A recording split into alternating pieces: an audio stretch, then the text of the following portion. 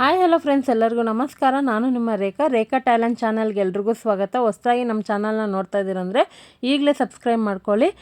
ನಮ್ಮ ಅತ್ತೆಗೆ ಹುಷಾರಿರಲಿಲ್ಲ ಅಂತ ನಮ್ಮ ಅಮ್ಮ ಅತ್ತೆನ ನೋಡ್ಕೊಬರೋಣ ಅಂತ ಕರೆದ್ರು. ಸರಿ ಹಂಗೆ ಹೋಗೋಣ ಅಂತ ಊರಿಗೆ ಹೋದ್ರೆ ಇದೇ ನೋಡ್ತಾ ಇರ್ಬೋದು, ನಮ್ಮೂರು ಆನೆಕಲ್ಲು. ಸೊ ಅಂದರೆ ನಮ್ಮಮ್ಮ ಹುಟ್ಟೂರಿದು, ನಮ್ಮ ಅತ್ತೆ ನಮ್ಮ ಅಪ್ಪದು ಹುಟ್ಟೂರೇ ಆನೆಕಲ್ಲು. ಆನೆಕಲ್ಲಿಂದ ಸ್ವಲ್ಪ ಆ ಕಡೆ ಈ ಕಡೆ ಹಳ್ಳಿಗಳಲ್ಲಿರೋದು. ಅದು ಕಂಪ್ಲೀಟಾಗಿ ನೀವು ಮನೆ ದೇವ್ರದ್ದು ವೀಡಿಯೋ ಎಲ್ಲ ನೋಡಿದರೆ ನಿಮಗೆ ಗೊತ್ತಿರುತ್ತೆ ನಮ್ಮ ಅಪ್ಪ ಊರು ಯಾವುದು ಅಂತ. ಸೊ ಇವಾಗ ಎಂಟ್ರಿ ಆಗ್ತಾ ಇದ್ದೀರಿ, ಒಳಗಡೆ ನೋಡ್ತಾ ಇರ್ಬೋದು. ಇದು ಆನೇಕಲ್ ಬಸ್ ಸ್ಟಾಪ್ ಇದು. ಮತ್ತು ರಾಮರ ದೇವಸ್ಥಾನ ತುಂಬಾ ಫೇಮಸ್ಸು.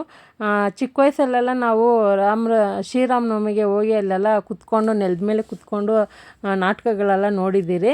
ಸೊ ಇವಾಗ ನೋಡ್ತಾ ಇರ್ಬೋದು, ಹಾಸ್ಪಿಟ್ಲಿಗೆ ಬಂದು ನಮ್ಮ ಅತ್ತೆನ ನೋಡಿಕೊಂಡು ಮಾತಾಡಿಸ್ಕೊಂಡು ಆನಂತರ ನಾವು ಆನೇಕಲ್ಗೆ ಹೋದರೆ ಶಾಪಿಂಗ್ ಮಾಡ್ದಿರ ಬರೋದೆಲ್ಲ ಸಂತೆ ಒಳಗಡೆ ಹೋಗಿ ಶಾಪಿಂಗ್ ಬರ್ತೀರಿ. ಇದು ಮೇಯ್ನ್ ಸಂತೆ ಎಲ್ಲ ಆದ್ರೂ ಈ ಕಡೆ ಇದೆ. ಮೇಯ್ನ್ ಸಂತೆ ಶುಕ್ರವಾರ ನಡೆಯುತ್ತೆ, ಜಾಸ್ತಿ ಶಾಪ್ಗಳಿರುತ್ತೆ. ನಾವು ಹೋಗಿದ್ದು ಬಂದ್ಬಿಟ್ಟು ವೀಕೆಂಡು ಶನಿವಾರ. ನಾನು ಜಯನಗರಕ್ಕೆ ಹೋಗಿದ್ದೆ. ಜಯನಗರ ಮುಗಿಸ್ಕೊಂಡು ಮನೆಗೆ ಬಂದಿದ್ದ ತಕ್ಷಣ ನಮ್ಮಮ್ಮ ಈ ಥರ ಹೋಗೋಣ ಅಂತ ಹೇಳಿದ್ರು. ಆನಂತರ ಊಟ ಎಲ್ಲ ಮಾಡಿ ಒಂದು 2 ಅವರ್ ರೆಸ್ಟ್ ತೊಗೊಂಡು ಸಂಜೆ ಒಂದು 4 ಗಂಟೆಗೆ ಹೋಗಿದ್ದಿದ್ದು. ಇಲ್ಲಿಗೆ ಹೋದರೆ ನಾವು ತರಕಾರಿ ತರದಿರ ಬರೋದೇ ಇಲ್ಲ ನಾವು, ಯಾಕಂದರೆ ಯಾವುದು ಇಲ್ಲಿ ಮಾರ್ಕೆಟಿಂದ ಸಿಗೋದಿಲ್ಲ. ಡೈರೆಕ್ಟಾಗಿ ರೈತರು ಬೆಳೆದು ತೊಗೊಬರೋವಂಥ ತರಕಾರಿಗಳು ಎಷ್ಟು ಫ್ರೆಶ್ ಆಗಿರುತ್ತೆ ಅಂತ ನಿಮಗೆ ಅರ್ಥ ಆಗ್ಬೋದು ನೋಡಿದ ತಕ್ಷಣವೇ. ನಾವು ಪ್ರತಿಯೊಂದು ಇಲ್ಲಿ ಇವಾಗಂತೂ ನಾವು ತಿಂಗಳಿಗೆ ಒಂದು 2 ಸರಿ ಹೋಗಿ ತೊಗೊಬಂದ್ಬಿಡ್ತೀರಿ. ಜಾಸ್ತಿ ಅಂಗಡಿಗೆ ಹೋಗ್ತಾಯಿಲ್ಲ. ಇವಾಗ ಒಂದು 2 ತಿಂಗಳಿಂದ ಊರಿಗೆ ಅವಾಗವಾಗ ಹೋಗಿ ಈ ಥರ ತೊಗೊಬರ್ತಾಯಿದ್ದೀರಿ. ನಾವು ತರಕಾರಿ ಆಗಿರ್ಬೋದು, ರೇಷನ್ ಆಗಿರ್ಬೋದು, ನಿಮ್ಗೆ ಗೊತ್ತಿರೋ ಹಾಗೆ ರೇಷನ್ನೇ ನಾನು 3 ತಿಂಗಳಿಗೆ ಒಂದು ಸರಿ ತರ್ತೀನಿ. ಇನ್ನು ತರಕಾರಿ ವಾರಕ್ಕೆ 10 ದಿವಸಕ್ಕೆ ಹೋಗಿ ತೊಗೊಬಂದ್ಬಿಡ್ತೀನಿ. ಕೆಲವೊಂದು ಐಟಮ್ಗಳು ಖಾಲಿ ಆದಾಗ ಇಲ್ಲೇ ನಾರ್ಮಲ್ ಅಂಗಡಿಗಳಲ್ಲಿ ತೊಗೊತೀನಿ. ಇವಾಗ ನೋಡ್ತಾ ಇರ್ಬೋದು, ಅಂಗಡಿಗಳು ಮತ್ತು ಸಂತೆಗಳಲ್ಲಿ ಎಷ್ಟು ಡಿಫ್ರೆಂಟ್ ಇರುತ್ತೆ ಅಂತ ನಿಮ್ಗೆ ಗೊತ್ತಾಗ್ಬೋದು. ನಿಂಬೆಹಣ್ಣು ಎಷ್ಟು ಇಟ್ಟಿದ್ದಾರೆ ಗೊತ್ತಾ? ಅದು ಒಂದು 20 ರೂಪಾಯಿ, ಇನ್ನೊಂದು 50 ರೂಪಾಯಿ. ತರಕಾರಿಗಳು ಬಂದ್ಬಿಟ್ಟು 1/4 kg ಇವಾಗ ಅಂಗಡಿಗಳಲ್ಲೇ 20 ರೂಪಾಯಿ 30 ರೂಪಾಯಿ ಹೇಳ್ತಾರೆ. ಇಲ್ಲಿ 3 ಗುಡ್ಡೆ ತರಕಾರಿ 50 ರೂಪಾಯಿ. ಹಾಗೆ ಸಬ್ಸ್ಕ್ರೈಬರೆಲ್ಲ ಸಿಕ್ಕಿದ್ರು, ಮತ್ತು ಎಲ್ಲ ವೀಡಿಯೋ ಎಲ್ಲ ಮಾಡ್ತಾಯಿದ್ದೆ. ಎಲ್ಲರೂ ನೋಡ್ತಾಯಿದ್ರು, ಖುಷಿಪಟ್ಟರು. ಏನೋ ವೀಡಿಯೋ ಮಾಡ್ಕೊತಾ ಇದ್ದೆ ನಮ್ಮನ್ನೆಲ್ಲ ಅಂತ. ನೋಡಿ ಇಲ್ಲೇ ನಾನು ತರಕಾರಿ ತೊಗೊಂಡಿದ್ದು, ಇದು 3ನೇ ಸರಿ ತೊಗೊತಾ ಇರೋದು. ಅಂದರೆ ಈ ತಿಂಗಳಲ್ಲಿ ನಾನು 3 ಸರಿ ಹೋಗಿರೋದು ನಮ್ಮೂರಿಗೆ. ಇವಾಗ ನೋಡ್ತಾ ಇರ್ಬೋದು ಎಷ್ಟು ಫ್ರೆಶ್ ಆಗಿದೆ ತರಕಾರಿ. ಸುಮಾರು 150 ರೂಪಾಯಿಗೆ 9 ಥರ ತರಕಾರಿ ತೊಗೊಂಡಿದ್ದೀನಿ. ಸೊ ಖಂಡಿತ ನಿಮಗೆಲ್ಲ ಈ ಥರ ಅಭ್ಯಾಸ ಇದ್ದರೆ ನನಗೆ ಕಮೆಂಟಲ್ಲಿ ತಿಳಿಸಿ. ತುಂಬ ಜನ ಈ ಥರ ಸಂತೆಗೆಲ್ಲ ಹೋಗ್ತಾರೆ. ನಾನು ಜಿಗ್ನಿಗೆ ಕೂಡ ಹೋಗ್ತೀನಿ. ಜಿಗ್ನಿನಲ್ಲಿ ಬುಧವಾರ ಸಂತೆ ನಡೆಯುತ್ತೆ, ಆನೇಕಲ್ಲಲ್ಲಿ ಶುಕ್ರವಾರ ನಡೆಯುತ್ತೆ, ಚಂದಾಪುರದಲ್ಲಿ ಶನಿವಾರ ನಡೆಯುತ್ತೆ. ಈ ಥರ ಸಂತೆಗಳು ಆ ವಾರ ನಡೀತಾ ಇರುತ್ತೆ. ಹೋದಾಗ ನಿಮಗೆ ಗೊತ್ತಾಗುತ್ತೆ ಯಾವ ಥರ ಇರುತ್ತೆ ತರಕಾರಿಗಳಂತ.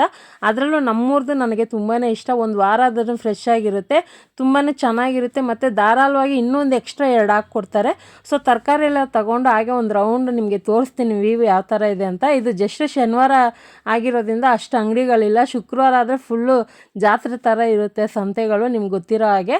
ಸೊ ಯಾವಾಗ ಹೋದಾಗ ಈ ಥರ ಎಲ್ಲ ನಾವು ತೊಗೊಬರ್ತೀರಿ. ಹೂವುಗಳೆಲ್ಲ 50 ರೂಪಾಯಿ 3 ಗುಡ್ಡೆ.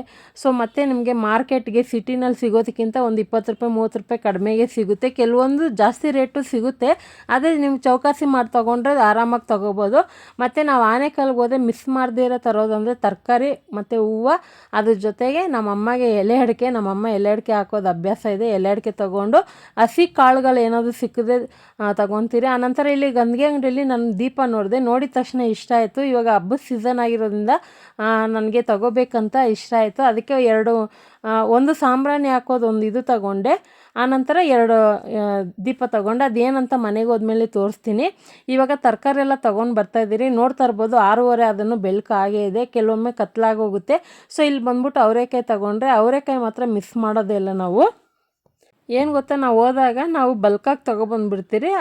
ಯಾಕಂದರೆ ಡೈಲಿ ಜಾಸ್ತಿ ನಮ್ಮ ಮನೇಲಿ ಏನೇ ಅನ್ನ ಸಾಂಬಾರು ಮಾಡಿದ್ರೂ ಜೊತೆಗೆ ಪಲ್ಯ ಇದ್ರೇ ನಮ್ಮ ಮನೇಲಿ ನಡೆಯೋದು. ಅದೇ ಥರ ನಮಗೆ ಪಲ್ಯಗಳಿಗೆ ಜಾಸ್ತಿ ತರಕಾರಿ ಬೇಕಾಗುತ್ತೆ ಅಂತ ನಾವು ತೊಗೊಳ್ಳೋದು. ಮತ್ತು ಜಾಸ್ತಿ ತೊಗೊಂಡ್ರೆ ಕೆಟ್ಟೋಗೋ ಚಾನ್ಸಸ್ ಇರುತ್ತೆ. ಸ್ವಲ್ಪ ಇದ್ದರೆ ಅವಾಗವಾಗ ಮಾಡಿ ಖಾಲಿ ಮಾಡಿಬಿಡ್ಬೋದು. ಸೊ ಇದೆಲ್ಲ ತೊಗೊಂಡು ಮನೆಗೆ ಬರೋಷ್ಟರಲ್ಲೇ ಕತ್ಲಾಗೋಯ್ತು. ಇವಾಗ ನೋಡ್ತಾ ಇರ್ಬೋದು, ಇದು ಬಂದ್ಬಿಟ್ಟು ಇಲ್ಲೇ ಎಲೆ ಅಡಿಕೆ ಯಾವಾಗೂ ರೆಗ್ಯುಲರಾಗಿ ತೊಗೊಳ್ಳೋದು. ಇಲ್ಲಿ ಡಿಪೋ ತೋರಿಸ್ತೀನಿ ನೋಡಿ ಆನೇಕಲ್ದು.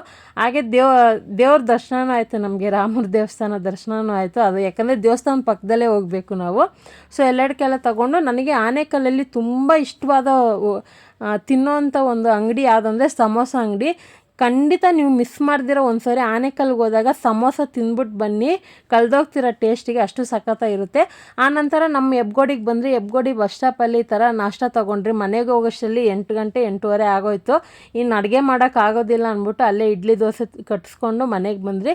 ಮನೆಗೆ ಬಂದಮೇಲೆ ತರಕಾರಿ ಎಲ್ಲ ಆಗೇ ಇತ್ತು. ಸರಿ ನಾಳೆ ಬೆಳಗ್ಗೆ ಎಲ್ಲ ಕ್ಲೀನ್ ಮಾಡ್ಕೊಳ್ಳೋಣ ಅಂತ ಹಂಗೆ ಓಪನ್ ಮಾಡಿ ನಿಮ್ಮ ಜೊತೆ ತೋರಿಸ್ತಾ ಇದ್ದೀನಿ ಏನೇನು ತೊಗೊಬಂದಿದ್ದೀನಿ ಅಂತ. ಆಲ್ರೆಡಿ ನೀವು ನೋಡಿರ್ತೀರ. ಏನೋ ನನಗೆ ಒಂದು ಸಿಂಪಲ್ಲಾಗಿ ವ್ಲಾಗ್ ಮಾಡಿ ಹಾಕೋಣ ನಮ್ಮೂರ್ದು ಅಂತ ಇಷ್ಟ ಆಯಿತು, ಅದಕ್ಕೆ ನಿಮ್ಮ ಜೊತೆ ಹಂಚ್ಕೊತಾ ಇದ್ದೀನಿ.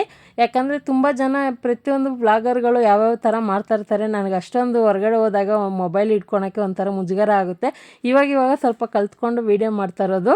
ಆದ್ರೂ ನನ್ನ ಕೈಲಾದಷ್ಟು ವೀಡಿಯೋ ಮಾಡ್ಕೊಂಡಿದ್ದೀನಿ. ಈ ವಿಡಿಯೋ ಎಂಡ್ ಮಾಡ್ತಾ ಇದ್ದೀನಿ. ಖಂಡಿತ ಇವತ್ತಿನ ವಿಡಿಯೋ ನಿಮಗೆ ಇಷ್ಟ ಆಗಿದ್ದರೆ ಈ ವಿಡಿಯೋಗೊಂದು ಲೈಕ್ ಮಾಡಿ, ಶೇರ್ ಮಾಡಿ, ಕಮೆಂಟ್ ಮಾಡಿ, ಹಾಗೆ ಸಬ್ಸ್ಕ್ರೈಬ್ ಮಾಡ್ಕೊಳ್ಳಿ. ಬಾಯ್.